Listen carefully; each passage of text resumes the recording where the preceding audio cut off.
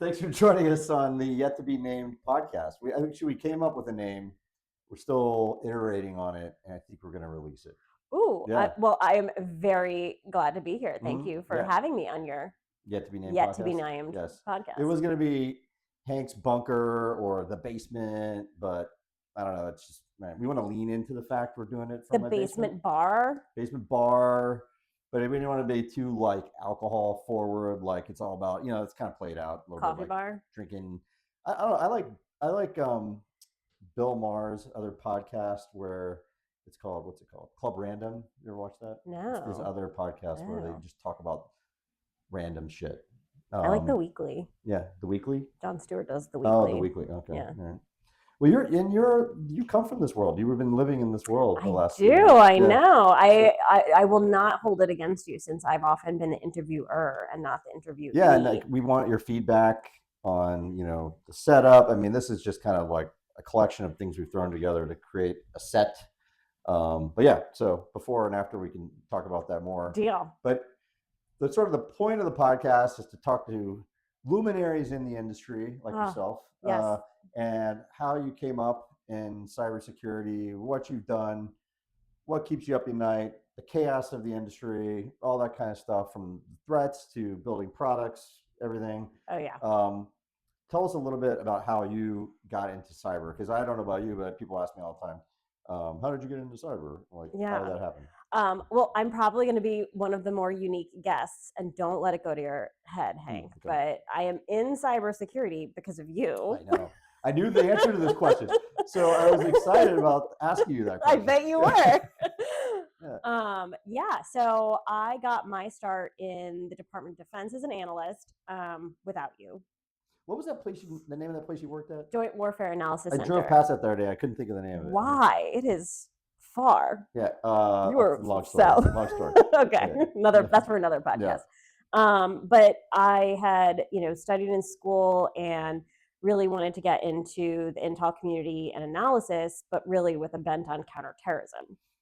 And so I went to work for an agency in the DoD to do that. And it wasn't until, frankly, the commute and some of the performance incentives of being a federal analyst kind of warned me that I was able to get a job at Booz Allen, where we met, but not until after I'd been through a few different kind of contract and project engagements. And so I think that, what was I'd say the precipice, because you know the story as well as I do, for those that, may not have remembered it or weren't there with us.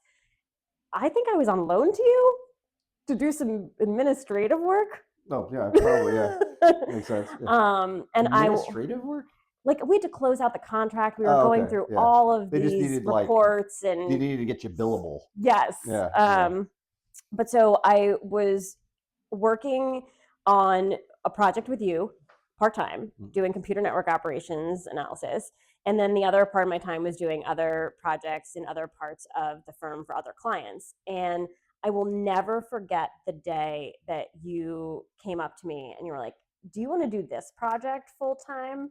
And I went home and I was thinking about it, and I was like, what do I want to do? Do I want to do this computer stuff? Where's this internet computer thing, security going? Yeah, because this is like 2005? 6? Yeah, okay. So I was convinced if it wasn't terrorism, it was counterterrorism. It wasn't cool or sexy. Right. And was like, where is this really going? But I thought the subject matter was really interesting. It has the same traits of any transnational issue. So it crosses borders. You can't necessarily put, lines around things and understand where something begins or ends. And so I thought that the intellectual analytic principles were the same. It just was in a technology context as opposed to a network of humans. Right.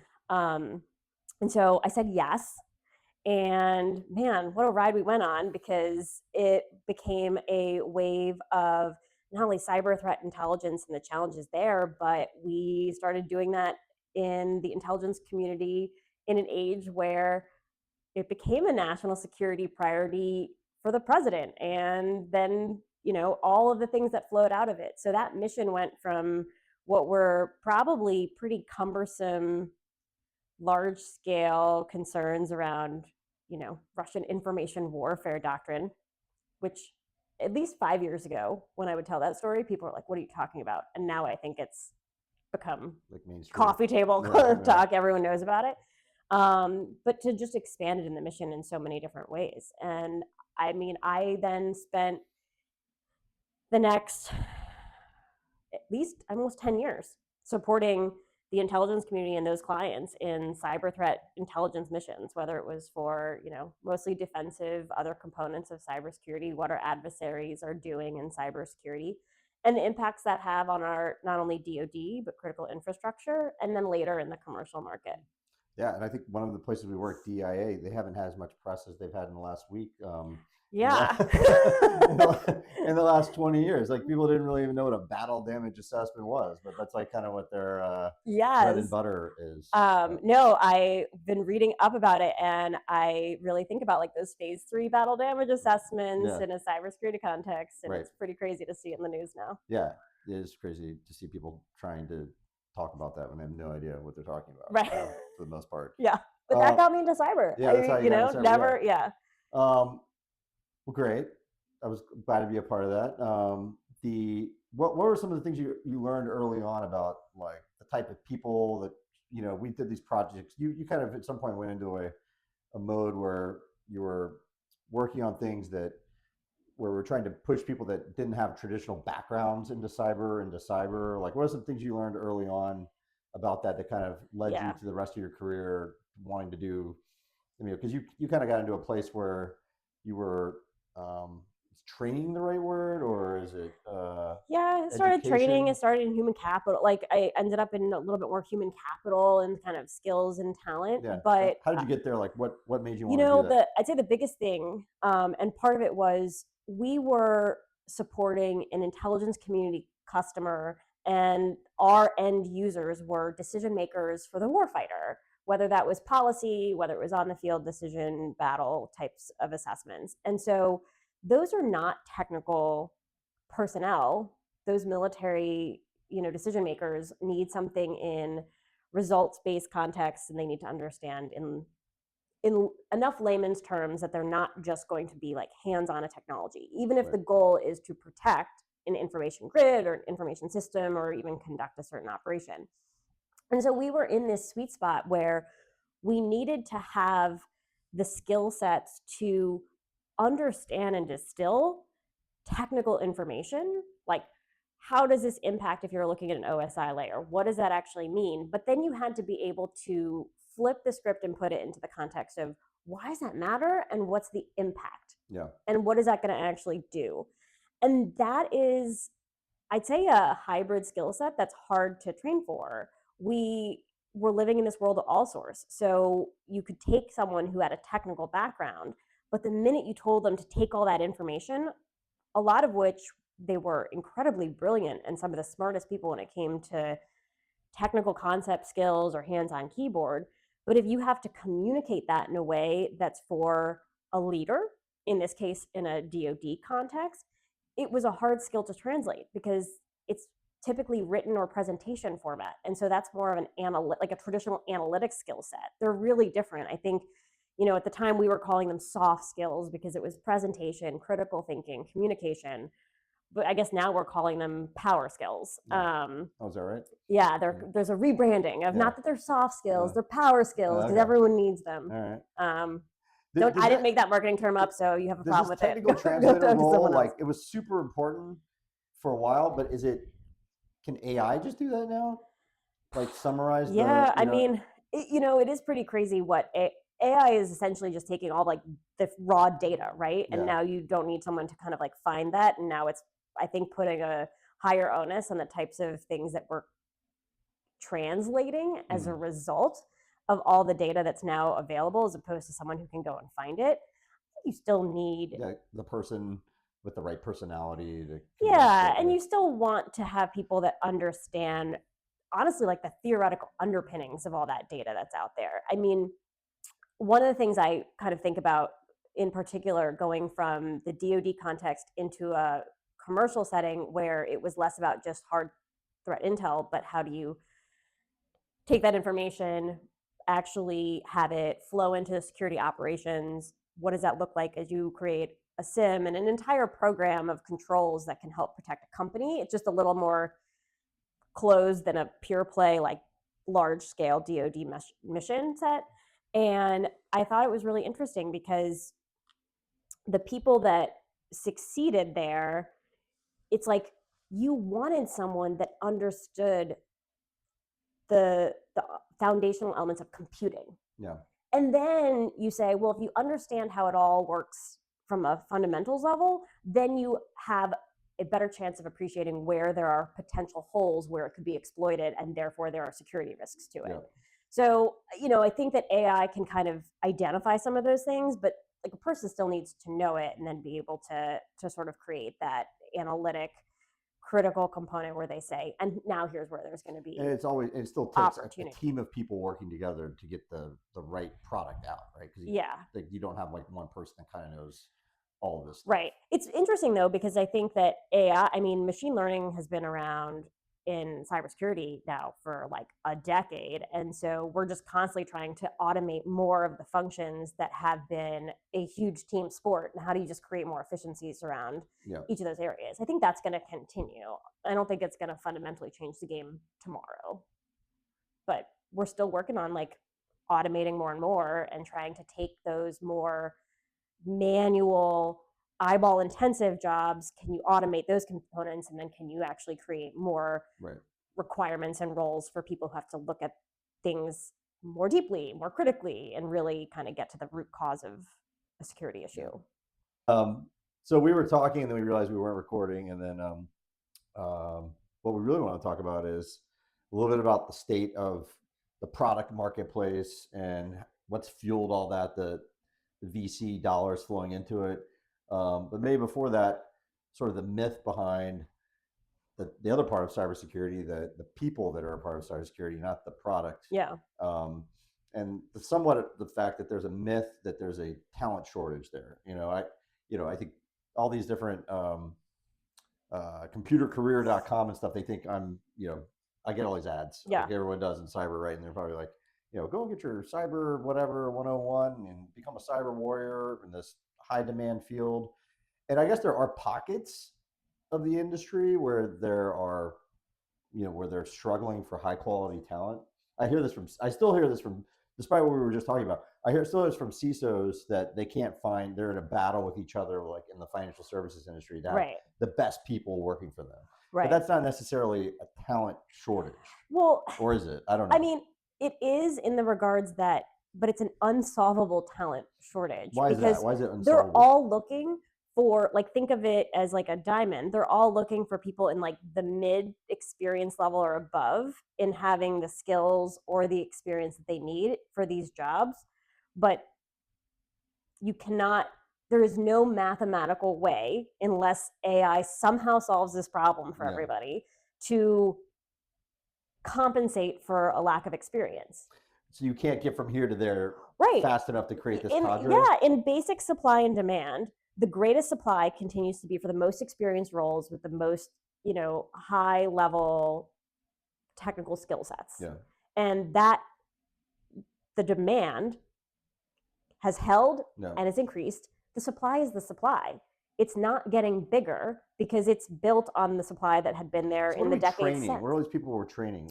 We are training so many people to get into the entry levels and get into cybersecurity, but we have no positions for them because there is an actual disproportionate amount of jobs available for entry-level candidates, and we have more candidates than there are jobs. So it's a diamond? It's like inverted. Like we have... At the very bottom, there's like no jobs. Yeah, like no one wants to hire entry-level people. Yeah. That was always my biggest criticism of us as an industry, is that there's this kind of short-term perspective, which is everything's on fire, which it is all the time. And so we don't have the time or the long-term investment in both resources or people to bring in someone entry level and train them up into those roles. I need someone with experience and knowledge today.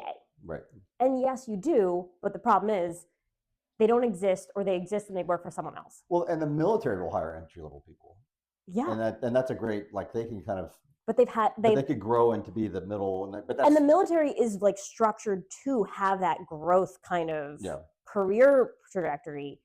Corporate sector is like, no, we don't yeah, no have, way. like, that's gonna, and by the way, when we're in market volatility, I have lived this firsthand.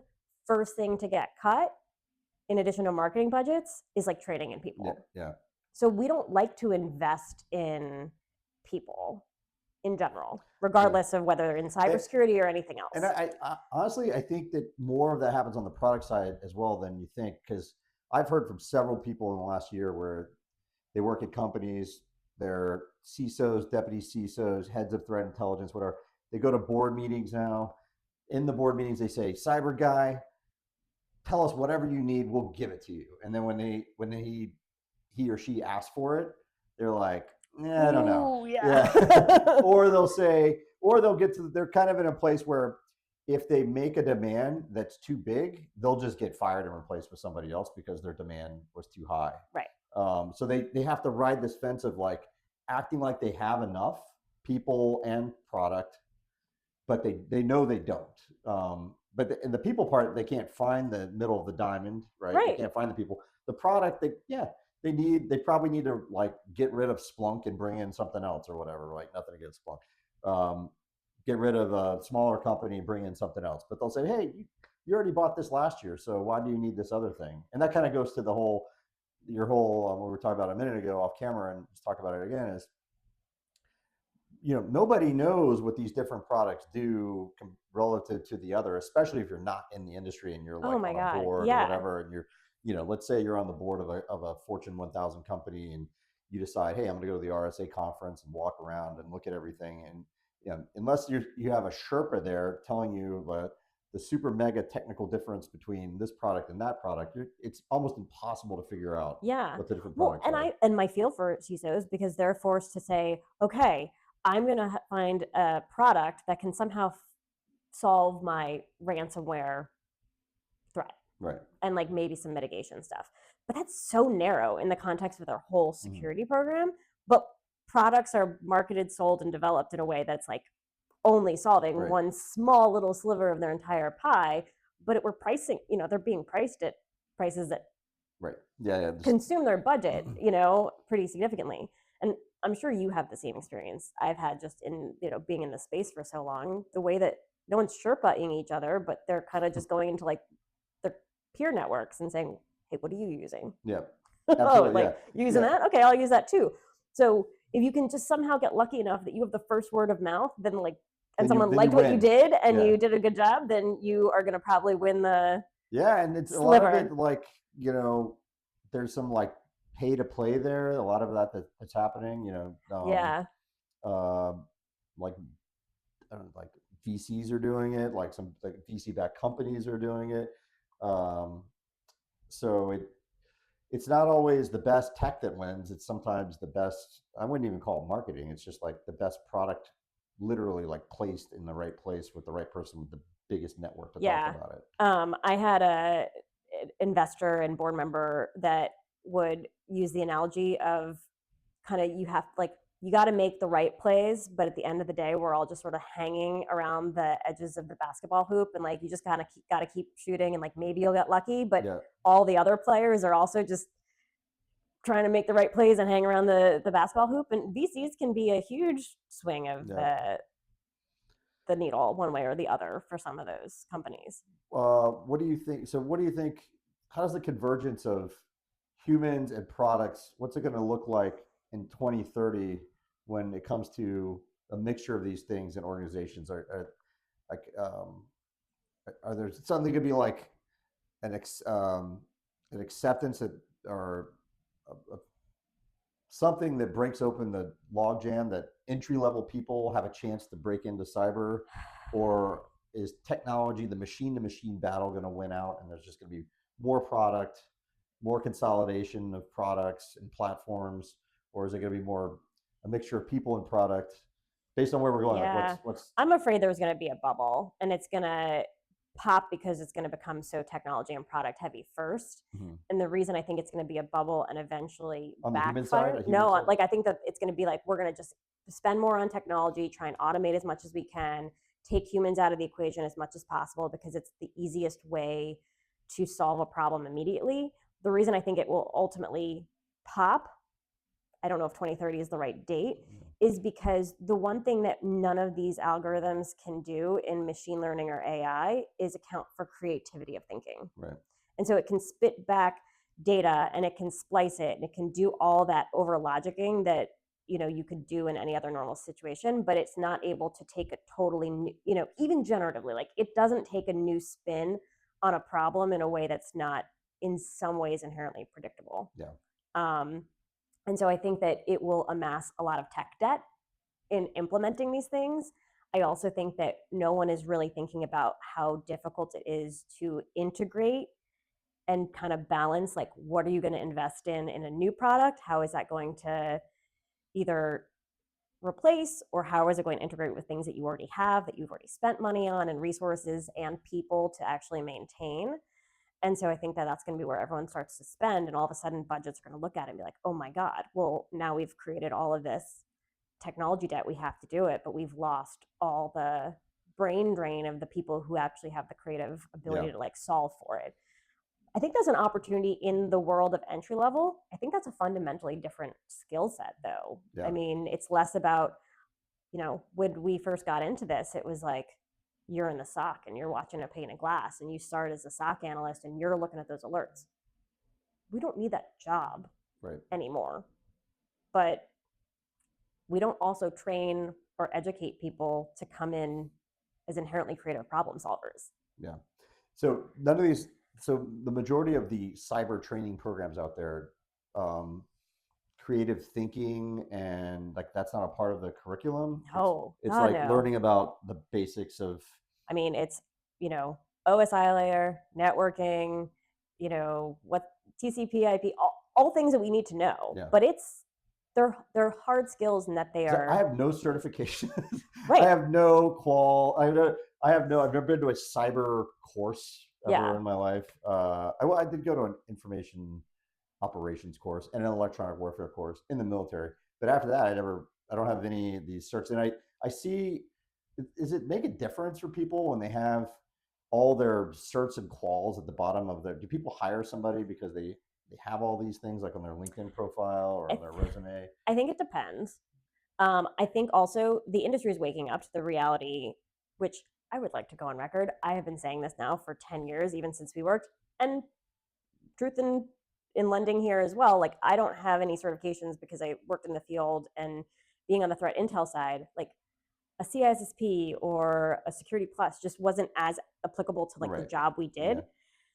People would say in like before the last few years, well, it's at least a good indicator you're interested in a job. So it's the control F that a recruiter can find or a hiring manager, and they know that you at least have some baseline of knowledge. And maybe that's true to some extent, but more and more I'm hearing from hiring managers and leaders in cybersecurity that the actual possession of a certification has been completely non-indicative of someone's success in a role or not. But there is no alternative to go to. And so everyone bites the bullet, continues to kind of perpetuate that these are necessary things because we have no other alternative. Like there's no replacement. There's no better plan. Yeah, we have no better plan. And again, like no one's really thought through it. So we're just going to keep. Yeah, it's pretty scary because you look at like the way our adversaries are doing it. They're just finding like the people that are absolutely best at breaking into things and stealing information, and the actual exploit of the operational part of the work. They could be pizza makers, car mechanics, whatever. They're just finding those people, putting them into the positions. I think we're doing that in very elite places right now, but we're not doing it overall. Yeah. We're like, hey, go get your cert and do your thing. And you check this block. And that isn't to what we're saying here. Like that by no means you're qualified for the position. In some ways it's not entirely like our collective faults as an industry. I mean, cybersecurity as a profession, and I'm really deliberate when I say profession. I think that it's new, it's nascent. And so the goal would for it to be treated as a profession as opposed to an industry. We've often called ourselves an industry because there's all these dogs and cats in the game that's like, you know, I'm a threat intel person, but I'm a threat hunter. And that's like different from someone who's a security analyst. And that's someone who's a security engineer. And then and so we're all kind of these like hyper specialized things in our own little worlds. And we haven't established that there's really any collective baseline of like, what is it to be a cybersecurity professional? Right. No, you asked that to 10 different people. I think you'd get 10 different answers. Probably get 10 different answers. Yeah. Yeah. So like how are you going to create any kind of credential that could sort of establish that baseline? And by the way, what's the most important thing? You know, if we were having this conversation in medicine, we could normalize very quickly, regardless of our specialty, that like we want to keep patients alive and healthy. Right. And we want to do that for cybersecurity, but it's like a little different because it's like, oh, it's not death. Yeah. Yeah. Well, it's not death until it's death. Until it's economic and critical infrastructure. Yeah, until like your entire bank shuts down. Yeah, or, like the food system shuts down or whatever terrible thing is. Okay, we've talked a lot about the industry and the product side and the human capital side of it. A little bit about like the future, what we think. Clearly we have no idea what the future is going to look like. It's going to be some people, some products. It's going to be a mix there. Yeah, it's going to be interesting. It's going to be interesting. That's for sure. I have some like very random data point. I've been talking to more people in the last month or so at the CISO and one level below that are either thinking about leaving the industry or are their position is being downsized or outsourced or something like that. So it's a strange thing. Like these are highly credible people that are just like, I'm burnt out or they're being kind of forced out. And this isn't just in like, we're in Washington. This isn't just like the Doge effect or somebody like that. These are Fortune 1000 company CISOs and others that are just sort of done with it. Yeah. I think the burnout's real. And one thing that I have really thought was interesting, because there is no singular professional organization that represents cybersecurity practitioners as a profession.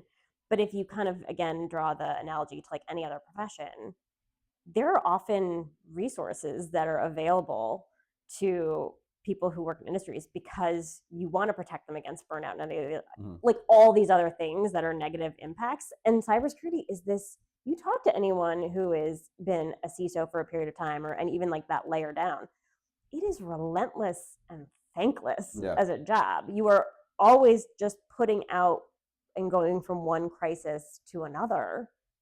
And then you have to kind of justify your existence to a board that understands the criticality of the function, but also is still always going to look at the bottom line of like, what is this costing? And it's not generating any direct revenue. So how do you mathematically maintain it when you're trying to, just sustain any business? Right. I think it's really hard. Cost keeps getting more and more expensive to keep a cybersecurity team, maintain a cybersecurity team, have those middle of the diamond people, have all the best products. Like that's a very expensive thing to do. So what keeps you up at night? I joked that I'm going to sound crazy, but I'll say it here that I'll sound a little crazy. I think I'm really concerned with the impact that generative AI will have on our society, not just from a security implication, but like where that leads us economically, intellectually, morally, like on a whole host of levels. I think that it comes with a lot of opportunity, but I'm really worried about what unintended third order consequences that has for us. Like, what do you see? How do you see that playing out? A couple ways. Maybe bad data point, but like there was a study that I saw recently, and it makes sense to me logically that when you look at people's use and when people are super users of AI, which does make our lives easier, we inherently get dumber. Yeah, I've been reading about this too. You know, and Like, this idea of I like feel myself getting dumber just doing. same. Yeah, I And think all these questions are AI generated. great. Yeah. But so when our brain is this muscle, right? Yeah. And so the fact that we don't have to actually trigger it in order to create new unique content or engage with each other, Mhm. it makes sense to me that we would get worse at doing it if Yeah. we're not practicing the skills ourselves and we're relying on a machine to do it for us. Um, so I kind of worry about us getting collectively Right. dumber, and then we're going to make decisions that are not as creative or smart because we haven't put in the rigor because we've relied on this other thing to do it. Yeah. And so I think there's kind of like an information security concern because then we will be more trusting of potentially corrupted data if Yeah. it gets, that data set changes. And then I think that's just like assuming that we're all just getting collectively dumber. Then there's the part of me that kind of gets concerned that it's not going to happen overnight. And I don't think I'm not one of those people to espouse that we're gonna all like work our way out of jobs entirely. Yeah. But if companies and organizations find it's more cost effective to always kind of continuously automate and use generative AI to create some of these work products, what is the kind of like the economic career ladder for someone coming into the space? I don't know what to tell my son. Yeah. Like he's only 7, but when he gets into high school, college, Like what are do you gonna do? study? Yeah, what do you study? Yeah. That's going Like, to is there college at that point? I don't know. I don't know. I'm hoping not because it looks like a really big Yep, bill. it'll be really expensive. Yeah. So maybe that'll collapse on us, and it'll be fine. Yeah. But I just think that the implications are really like tough because we as humans are fundamentally kind of social communal creatures, and we're removing and giving that to a like non-sentient Like some of these things, when we know it, when we even see it, when we see it, will we even know it's happening? Like I was reading today, like was the first like real adversarial use case for, and this is like diving into politics, like just slightly, like was the first adversarial, real hardcore, overt, like interface adversarial use of TikTok by its foreign controller, the New York City Democratic primary, and we just don't even know it because like the guy that won it was all over TikTok, and Right. the algorithm, which has a bunch of AI associated with it, was feeding things and pushing things in a certain direction.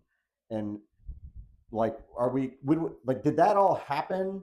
And it was because of an adversary controlling an algorithm, and we're just not even attributing it to that. It's just sort of slowly creeping its way into us. Like what we were kind of talking about a second ago was a little bit different. Is like, but that's also what you say AI. No, but I do think it's slowly creeping in, and I don't think you can have an AI conversation without having a social media conversation. I think they're intertwined because we've created these algorithms that have tapped into the dopamine hit part of our brain that like these bite-sized consumable pieces of information, and now we can access all the information that's out there in the world.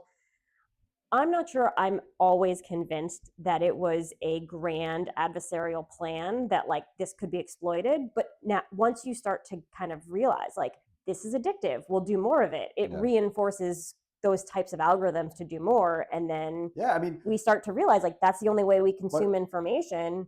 My wife pointed out to me like roving bands of college kids now. They're all wearing the same thing. And I know we used to like there were trends and fads, but it's because of TikTok. Yes. Because they like it's like, oh, wear this, do this, and they're like literally walking down in like bands of people together wearing the exact same thing. I probably can point to the exact same picture, which I probably also saw on like a social media snippet, but it was a picture of like a bunch of Gen Z women on a Friday night. This is gonna be a great analogy for cybersecurity audiences. This is where I like tie my world of love of fashion and cybersecurity. Who knew? But all the women are out and they're wearing like the same profile and color wash jean and like a plain basic like black top, identical. Like no one is wearing a different outfit. Exactly the same. Yeah. Like, you just walk around a brunch in DC and you kind of see the same thing. Yeah, it's wild. It is wild. Okay, try not to get my fashion chips. Yeah, there's also an example, and I think there had been a more rigorous study done about our aesthetic in coffee shops. like coffee shops have gotten more generic because everyone wants to go into this like pristine white with some plants on the wall and some teak furniture, and everyone likes the cute Instagram aesthetic coffee shop. So then everyone just keeps opening new coffee shops that look the same. But now we've lost this kind of millennial hip beige culture. Yeah. Millennial beige. Okay, lightning round. Anything you like to plug or keep our eyes out for? Let's see. Well, I will put out a plug. I think that I'm on a podcast. I will also plug other content that's out there. I am a big fan of Kim Jones and his CISO Perspectives podcast. Kim Jones. Yes, and he talks about he has like great conversations with other leaders in the space and kind of what issues they're grappling with across the industry. Kim Jones a CISO or just a person that he is? CISOs? Yes, he has been a multi-time CISO and is now kind of doing his own thing. But nice. Also left because he's burnt out. Yes, has had a long industrialist career. So, but I think that's one thing. The other thing I would maybe put a plug out for, is that. I don't know if I have anything else to plug, Hank. I really don't, other than me and if someone wants to buy me a steak dinner because. Okay, well, I owe you one after this. Yeah. So keep your eyes plug or keep your eyes out for one thing you wish leaders understood about talent that we didn't already discuss today. This is a hard question. Yeah. We discussed it, but I think it's worth saying again. I wish they understood that talent is a long-term capital investment, not a short-term gain. Right. And so if you make decisions based on, understandably so, what you need right now, you are going to lose the game in the long term. Yeah, I mean, there's really almost no security team I know out there that's, we've beaten a dead horse, but when you say because we looked at a lot of cybersecurity exercise, like range companies and things like that. So running exercises, big thing in the military, running exercises constantly. It's very rare within the corporate cybersecurity world to run massive exercises all the time. The people are living in the fight; they're doing the real thing all the time. And there's dollars and cents attached to it. So we're gonna take a week off to run an exercise. No, you're not. You're just gonna go back to the SOC, and you're gonna be in a real fight against a real adversary, and you're just gonna learn in real time. Okay, that's a good one. Favorite failure that made you sharper?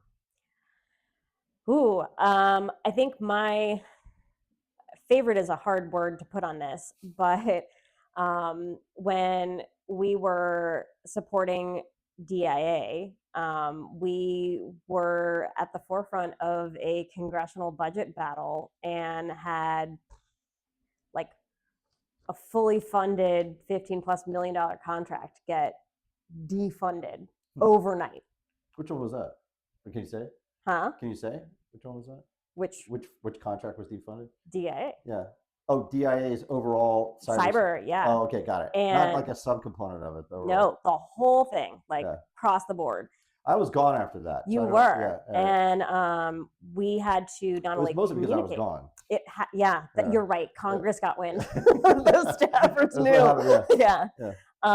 And so, in addition to the mission impact, we had to communicate, try and rehome, restaff, take care of as much as we could from a business perspective, over 120 analysts overnight. I mean, it was happened overnight. Yeah, I mean, it was come in one day. We had to trot everyone into the courtyard and be like, this just happened. You're all going to basically be on admin tomorrow. And it's how much overhead can we keep you on before we hopefully find you new homes? And then what is that going to actually mean for the sustainability of this program? Kind of people first. Who picked up the pieces from that? Which agencies or organizations? I would say that I actually would argue that no organization effectively picked up the pieces. I think NSA and Cyber Command would have argued at the time, and probably still do, that was always their mission, and so they were doing it. And I don't think that's entirely true from my opinion. But the biggest lesson I learned from that kind of failure was twofold. One, putting people first matters a lot, and people remember how you treat them in the worst times of their careers and their professions, because people have lives and families, and so they are truly affected when you make a big decision like that, even if it's forced upon you. And I think that the second kind of lesson I learned from that was also how resilient people are in bouncing back and kind of finding the next thing, and frankly taking what was an awful situation, and sometimes it became the pivot point that launched them into something else that was maybe even better, but you don't always see it in the moment. So I was both I was inspired by where people went from that. You benefited from a lot of my folks who got launched into other things. Into the commercial enterprise. Yeah. Now they buy all of our cybersecurity. Exactly. The whole ecosystem has kind of come full circle. Explosion was my gain. So yeah. You're welcome, cyber ecosystem, for that. It was great. No, it was a like sprinkling seeds of amazingness all over the industry. It was, and I think that's really amazing. But I have probably more failures than we could have a whole program on failures. Okay, last but not least, what gives you hope for this industry, this space? I think it's going to also be the people. It sounds hokey, but I think that this is a profession where people really care about what they're doing. It's mission. Everyone wants to be there to protect something, and they have that in their DNA in some regards, that they want to do that. And so I think that passion and dedication to it is what keeps me optimistic. We have to figure out how to keep them in it so they're not getting burned out and they continue to have that mission. But like I'm optimistic because I think it's just some of the most dedicated and incredible people I've ever encountered. Watching this some of these Pentagon debriefs of the B-2 raid over Iran last week, they I don't know anything about what the cyber operators did in that, but they gave some glimpses into what the cyber operators, how they supported the mission, and how they were like turning off radars and shutting down early warning systems and shutting down anti-aircraft systems, and have cyber at least sort of suggested that cyber was a big part of the success of the mission. It means it's come a long way. Like this is like, we were trying to do that 25 years ago when I was in the military trying to do that, and it's like, all right, shut up, cyber guy, we're just going to blow it up.